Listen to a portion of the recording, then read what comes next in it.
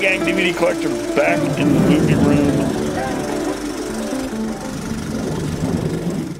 Hey gang, welcome back to the movie room, and today we're going to be doing another list. Myself and Ian love these lists. They're so fun to do with film, to make you think of films you haven't thought of in a while. This one comes to us from Ian, and it is the top 10 biopics. So we're going to run through these pretty fast. I'm not going to take your time on these. A lot of people know these films. These are not in any order, except for the last one I talk about, which is my personal favorite.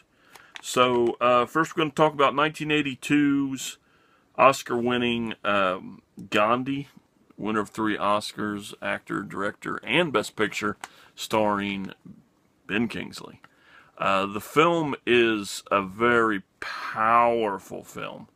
Gandhi was, a very, very interesting subject, I guess. The film itself is great, but man, it's long. It's really long. If you have a whole afternoon to dedicate to a film, grab this one and put it in, because it is a great film. Gandhi, who was assassinated at the end of it. Spoiler alert. Anyway, let's move on. The next one is a personal favorite of mine. It's probably not going to be on a lot of people's lists. A lot of people, it didn't get a lot of praise when it first came out. It's one of those films that a lot of movie buffs would call guilty pleasures, even though I'm not a big fan of that word. Starring Will Smith as Chris Gardner, The Pursuit of Happiness.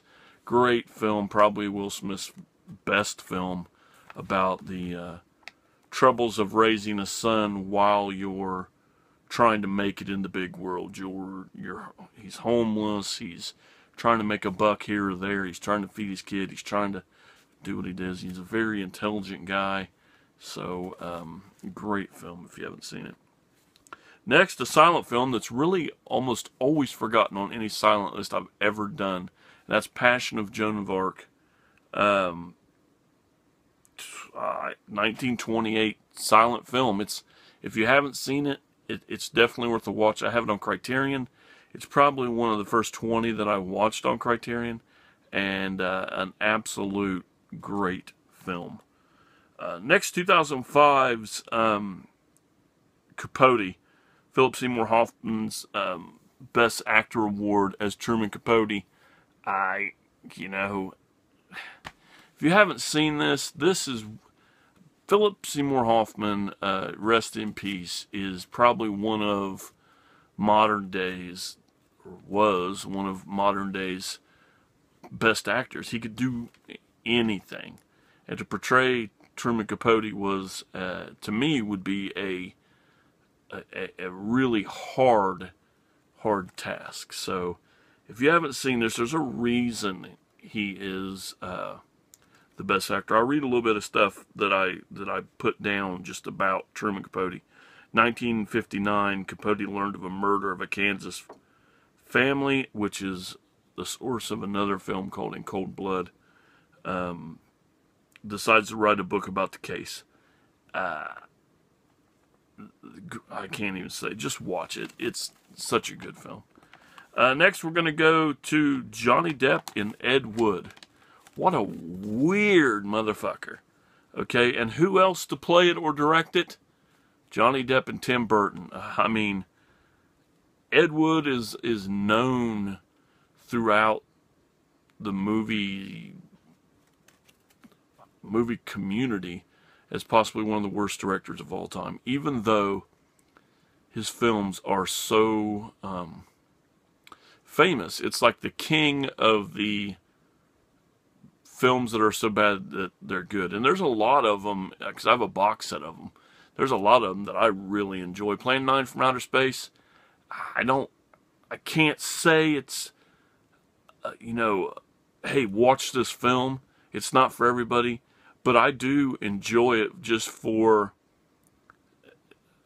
I can't even put my thumb on it. It's just one of them movies that you just watch and really enjoy it. It's I can't talk anymore about it. It also has Martin Landau in it, which you did he win? Yeah, Best Supporting Actor. Martin Landau does. He steals the show. He does the best Bela Lugosi. I mean, it is spot on. It is just amazing. That's my favorite part of this film is Martin Landau. The Elephant Man, 1980. Oh, man. John Hurt playing the Elephant Man. Died when he was 27 years old. Born with a rare disease, growing tumors all over his body. Really disfigured. Went through sideshows. Just a very, very sad and interesting film. Just one of those that just sucks you in.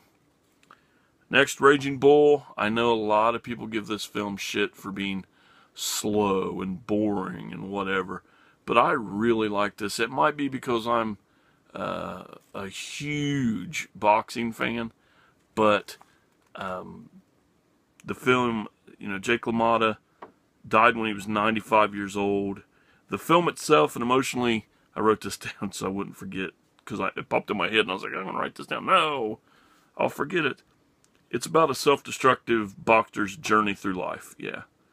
It's violence, and his temper leads him to destroy things inside and outside the ring. It is such a... I can't say enough about it. I love the film, but there are a lot of people out there that say, this might be one of Scorsese's worst because it is so slow and boring. But no, it's really good. 2003 Best Actress Charlize Theron, or however you say her fucking name, Theron. I'm not a big fan. I don't.